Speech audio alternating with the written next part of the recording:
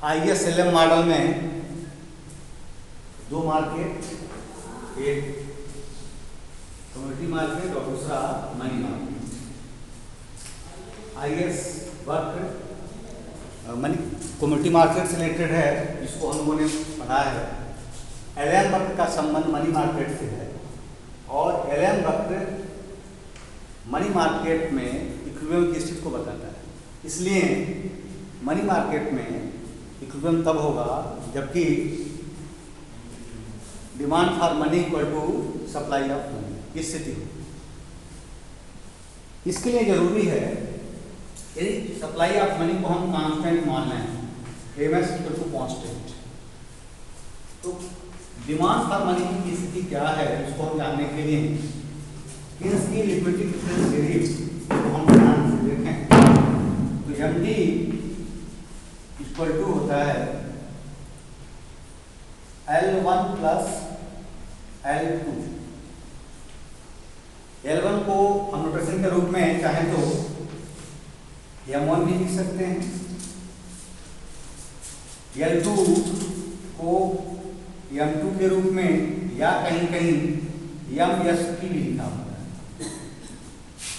क्योंकि L1 जो है, L1 ये फंक्शन ऑफ Y, L1 का मतलब है कि तरल मुद्रा की वह मांग जो लेन देन के उद्देश्य और सुरक्षा उपाय के उद्देश्य के रूप में की जाती है। ठीक है, उसको हम लोगों ने पढ़ा L1 के रूप में। L1 equal to LT plus LP, यानी liquidity demand for transaction motive and liquidity demand for precaution motive. तो उनको L1 के रूप में दिखाना है। L1 is a function of Y। Okay, M2 जिसे हमने कहा कि जो L2 है उसको M2 के रूप में भी लिखा गया कई जगह, एडवर्ड सिग्रो है उसमें MSP लिखा हुआ है। And liquidity demand for ST मतलब क्या हो गया, स्पेकुलेटिव डिमांड। ठीक है, स्पेकुलेटिव डिमांड, स्पेकुलेटिव डिमांड ये जो M2 है या L1 हम लिखना चाहें तो वास्तव में किससे संबंध है, इसका रेट ऑफ इंटरेस्ट से संबंध है, ब्याज की दर से संबंधित। इन बातों को ध्यान में रखते हुए यदि हम LM वक्र को डिराइव करना चाहें तो इस हिसाब से हम डिराइव कर सकते हैं।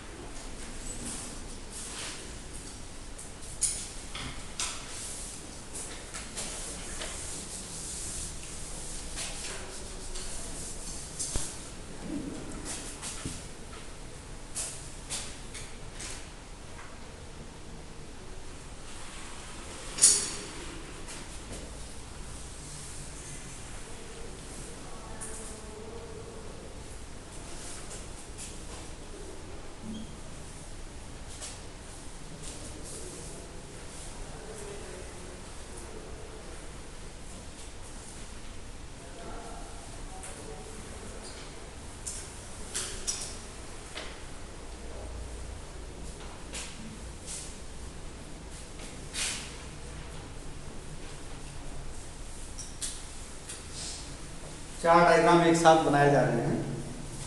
Diagram A, B, C and D। A में x एक्सिस पर M2 या हम इसको कर सकते हैं MSP, liquidity demand for speculative motive को दिखाया जाता है। डायग्राम ए में y एक्सिस पर रेट ऑफ इंटरेस्ट को लिया गया है, ब्याज की दर को। डायग्राम बी में x एक्सिस पर ठीक वही चीज है, M2 या MS, liquidity demand for speculative motive. Okay. Y axis पर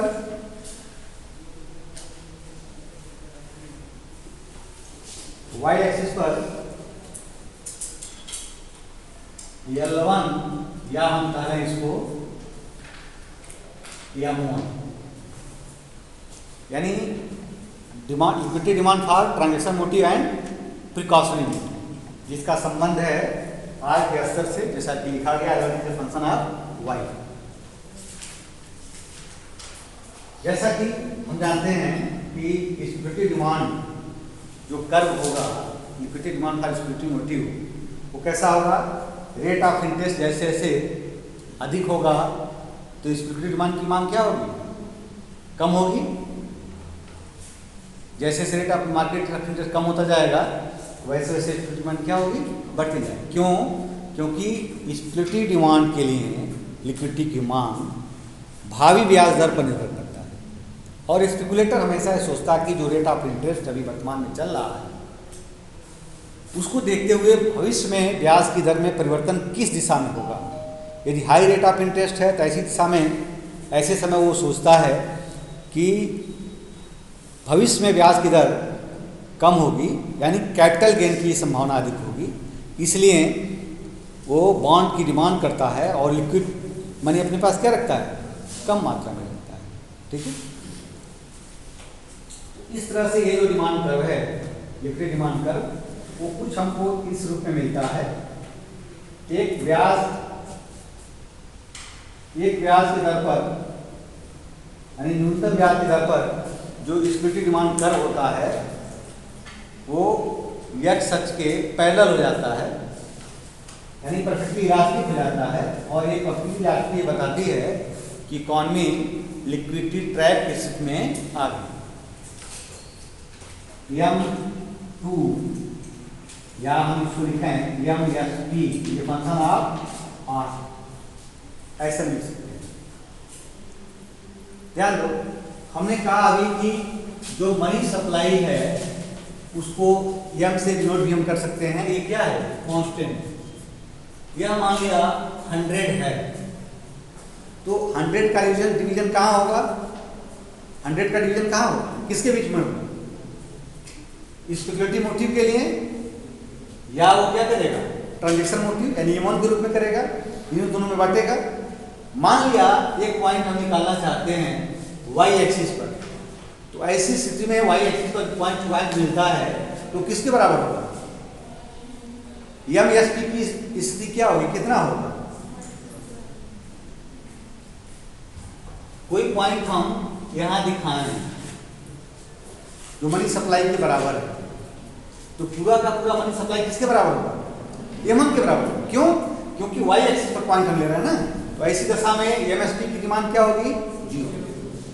ठीक इसी प्रकार यदि पूरा का पूरा मनी सप्लाई किसके लिए हो, स्पेकुलेटिव डिमांड के लिए हो, तो y एक्स एक्सिस पर कोई पॉइंट मिलेगा और ये बताएगा कि M1 की डिमांड यानी ट्रांजैक्शन मोटिव की डिमांड क्या है, 0।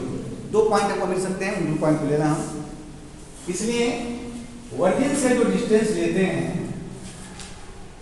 ये बराबर है। जो डिस्टेंस वर्जिन से एक्स एक्सिस पर है वही डिस्टेंस वाई एक्सिस पर भी होना चाहिए। ये बताने के लिए कि मनी सप्लाई कांस्टेंट है, एक लाइन हमको मिलती है इस तरह से।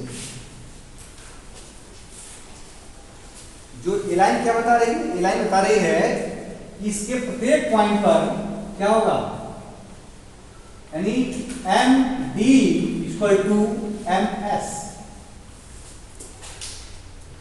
ठीक है, यदि इस पॉइंट पे है इसका मतलब क्या होगा कि पूरा का पूरा जो लिक्विडिटी डिमांड है वो किसके, ट्रांजैक्शन मोटिव के लिए, ट्रांजैक्शन प्रिकॉशनरी मोटिव के लिए। एक्स एक्सिस पर है, इस पॉइंट पर है, इस पॉइंट पर है, तो इसका आशय है कि क्या स्थिति है, पूरा का पूरा डिमांड किसके लिए है, कहीं बीच की स्थिति हम है यहां पर, दोनों, यानी मनी की डिमांड क्या की जा रही है, ट्रांजैक्शन मोटिव के लिए भी और स्पेकुलेटिव मोटिव के लिए। बीच का कोई भी हम पॉइंट्स लें इस लाइन पे, तो हम कोई लिखेंगे। हमने डिस्टेंस एक्स और वाई एक्सिस पर दोनों जगह समान क्यों लिया है? क्योंकि हमने क्या माना, मनी सप्लाई कांस्टेंट, इसीलिए लिया। यह स्थिति क्या बताती है? Equilibrium in money market. Okay, ध्यान दो। डायग्राम सी में एक्स एक्सिस पर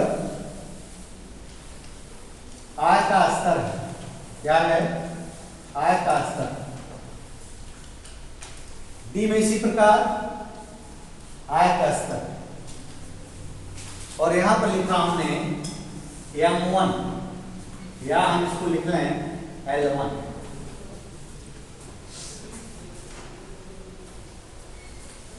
इसके पैरेलल यहां पर एक्सिस है, यहां क्या लिख लें हम? Rate of interest. ओके, ध्यान दो। यदि हम एक फंक्शन दिखाना चाहें कि ट्रांजैक्शन मोटिव के लिए डिमांड क्या है, ध्यान दो। L1 ये फंक्शन आपका लिखा हमने y, आय से संबंधित। तो जैसे जैसे यदि इनकम जीरो है तो ऐसी दिशा में ट्रांजैक्शन मोटिव के लिए डिमांड क्या होगी? जीरो। जैसे जैसे इनकम बढ़ेगी वैसे वैसे ट्रांजैक्शन मोटिव की डिमांड क्या होगी? बढ़ेगी। ठीक है। यदि rate of change in transaction motive with respect to changing income level constant मान है, तो ऐसी स्थिति में जो ट्रांजैक्शन मोटिव के लिए जो डिमांड कर्व होगी वो कैसी होगी? एक सीधी रेखा होगी। वह सीधी रेखा ओरिजिन पॉइंट से होकर जाएगी, मूल बिंदु से होकर जाएगी, इस रूप में हमने माना। ओके, अब कोई पॉइंट हमने मान लिया, हम इस रूप में ले रहे हैं। डायग्राम पे से ध्यान दो। यदि मैंने मान लिया कि आय का स्तर कुछ दिया हुआ, इस आय के स्तर पर आय का स्तर y1 है, आय का स्तर है, इस पर क्या लिया गया है? Speculative demand. ठीक है, कोई पॉइंट नहीं। रेट ऑफ इंटरेस्ट मान लीजिए इस पर ले रहे हैं हम। इस रेट ऑफ इंटरेस्ट पर जो स्पेक्युलेटिव डिमांड हो कितनी होगी?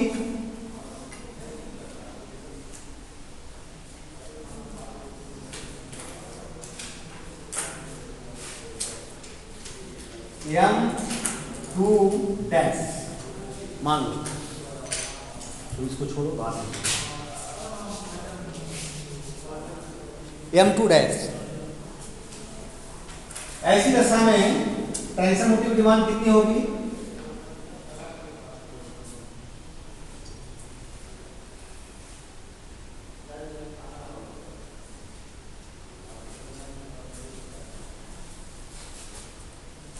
M2 dash.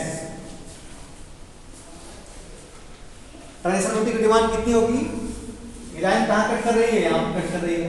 ट्रांजैक्शन मोटिव की डिमांड यहां हो जाएगी इसके अनुसार।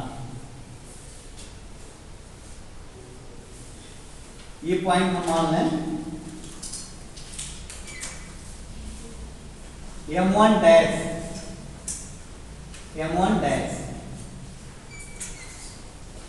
यदि ट्रांजैक्शन मोटिव के लिए डिमांड O M1 डैश है, तो ऐसी स्थिति में आय का स्तर क्या होगा? हम इसको ऐसे निकाल सकते हैं।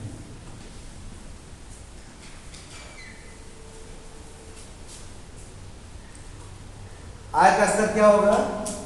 ये लाइन कहां कट कर रही है? यहां पर कट कर रही है। ये आय का स्तर है।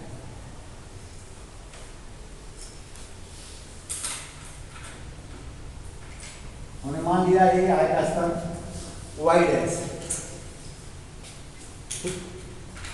यानी y डैश आय के स्तर के आय के स्तर पर जो ट्रांजैक्शन मोटिव के लिए डिमांड है वो OM1 डैश होगा। इसको हम लिख सकते हैं M1 डैश, ये पॉइंट, ठीक है।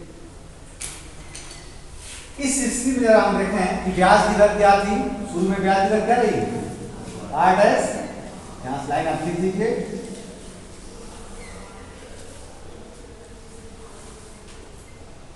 R डैश, R डैश, ये पॉइंट हमको यहां मिलेगा।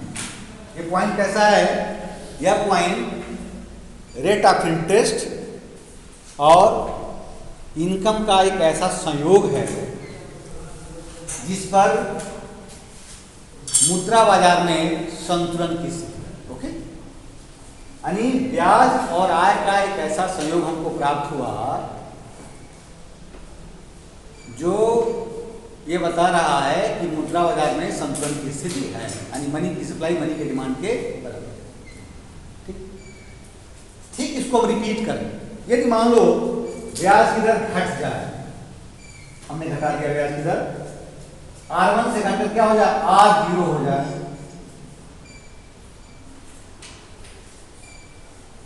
R0। ऐसी दशा में इसकी विपरीत मान क्या होगी, बढ़ जाएगी, M2 double dash, M2 double dash, और ऐसी दशा में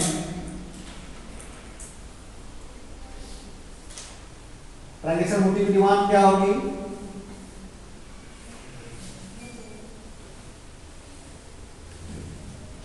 घट जाएगी। इसकी मनी सप्लाई क्या है, कांस्टेंट है ना, मनी सप्लाई कांस्टेंट है, तो यदि सप्लाई को हमने कांस्टेंट माना है, यदि स्टूडेंट डिमांड बढ़ जाएगी क्या होगी, डिमांड ट्रांजैक्शन मोटिव कम हो जाएगी। अब ऐसी स्थिति में आय का स्तर क्या होगा, यानी यदि घटे, यह जो ट्रांजैक्शन मोटिव का डिमांड घटा है, इस पर आय का स्तर क्या होगा, हम डायग्राम सी से निकाल सकते हैं।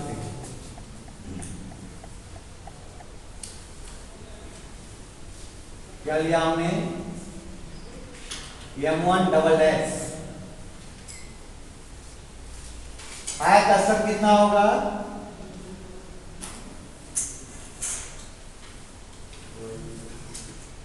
Y0,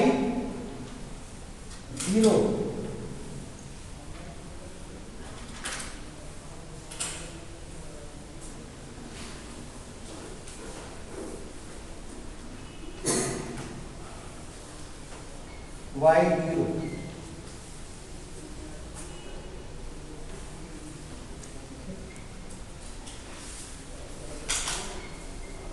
ब्याज की दर क्या थी शुरू में, R0, इस लाइन को आगे बढ़ाएंगे,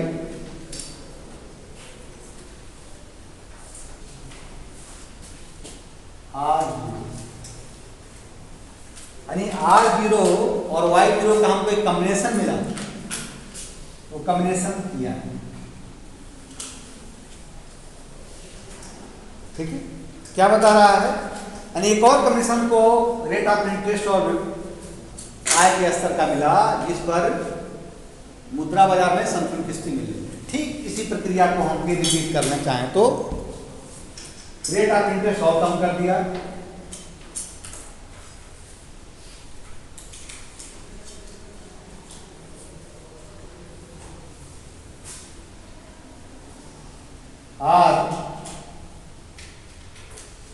RT कर दिया ट्रैक के लिए, RT।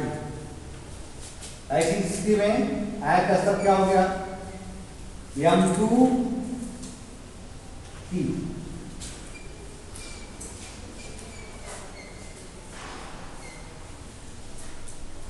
मनी सप्लाई कांस्टेंट है, इसकी डिमांड क्या हो जाएगी, कम हो जाएगी, इस मोटिव के लिए M1T, आय का स्तर क्या होगा, ठीक उसी प्रकार M1T, आय का स्तर YT,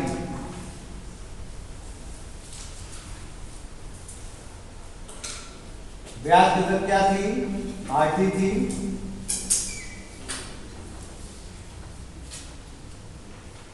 एक और कॉम्बिनेशन हमको मिल गया रेट ऑफ इंटरेस्ट और इनकम का,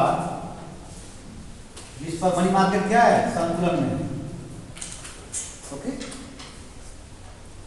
इस तरह से एक हमें वक्र मिला, एक कई पॉइंट मिल रहे हैं। एक combination R1 R dash Y dash का है, एक ये दूसरा कॉम्बिनेशन R0 Y0 का है, के तीसरा कॉम्बिनेशन Y2 RT का है, Q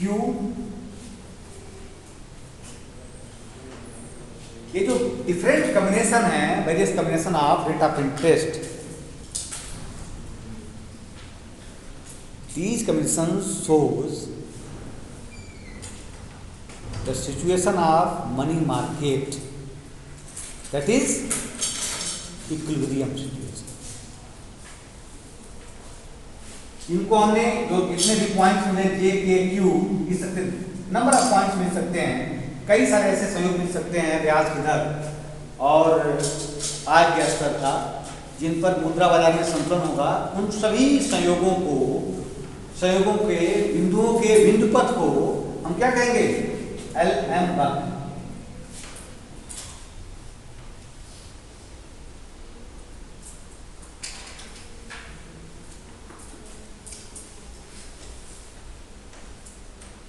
LM वक्र यानी LM वक्र शुरू में क्या होता है, परफेक्टली इलास्टिक होगा, जो लिक्विडिटी ट्रैप की स्थिति होती है, और फिर उसके बाद क्या होता है, पॉजिटिव स्लोप का होगा, अपवर्ड स्लोपिंग होगा एक पॉइंट के बाद। तो एक न्यूनतम आय के न्यूनतम ब्याज की दर की स्थिति में LM वक्र क्या होता है, LM वक्र परफेक्टली इलास्टिक होगा, और जैसे ब्याज की दर बढ़ती है एक न्यूनतम स्तर से, वैसे ही LM वक्र पॉजिटिव स्लोप का हो जाएगा, यानी बाएं से दाएं ऊपर उठता हुआ हो जाएगा। इस तरह से हम लोगों ने LM वक्र को डिराइव कर दिया। LM वक्र का प्रत्येक बिंदु, LM वक्र क्या है, LM वक्र का प्रत्येक बिंदु क्या है, वास्तव में जो LM वक्र है, LM वक्र, LM कर्व, LM कर्व मैंने बताया था आपको किसका है, संयोग है किसका, R और Y, ब्याज दर के वो विभिन्न संयोग हैं, various combination of rate of interest and income level. इस पर क्या है, मुद्रा बाजार में संतुलन की स्थिति। इस तरह से हम लोगों ने देखा कि IS वक्र वस्तु बाजार के संतुलन को दर्शाता है, यानी ब्याज और आय के विभिन्न संयोग जिस पर वस्तु बाजार में संतुलन होता है, उन संयोगों के बिंदुओं के बिंदु पथ को हमने क्या कहा, IS। ठीक उसी प्रकार हम लोगों ने देखा कि ब्याज की दर और आय स्तर के बीच के विभिन्न संयोग जिस पर मुद्रा बाजार में संतुलन की स्थिति पाई जाती है, उन संयोगों के बिंदुओं, किसके संयोगों, ब्याज की दर और आय के स्तर के विभिन्न संयोग, उन संयोग बिंदुओं के बिंदु पथ को हम क्या कहते हैं, LM वक्र। LM मतलब LM का बताया था ना, LM का मतलब क्या होता है, लिक्विडिटी डिमांड, M का मतलब supply, and liquidity demand equal to money supply, बताया था। जिसे IS का था, IS का मतलब इन्वेस्टमेंट इक्वल टू सेविंग, ठीक उसी प्रकार LM है। तो इस तरह से हम लोगों ने LM वक्र को डिराइव किया। कल आपको हम बताएंगे या जब भी आपकी क्लास होगी तो IS LM वक्र के माध्यम से ब्याज का निर्धारण कैसे होता है और इकॉनमी कैसे कभी डिसइक्विलिब्रियम में आने पर कैसे मूवमेंट उसका पाथ क्या होगा, मूवमेंट का पाथ क्या होगा, इस पर हम लोग चर्चा करेंगे।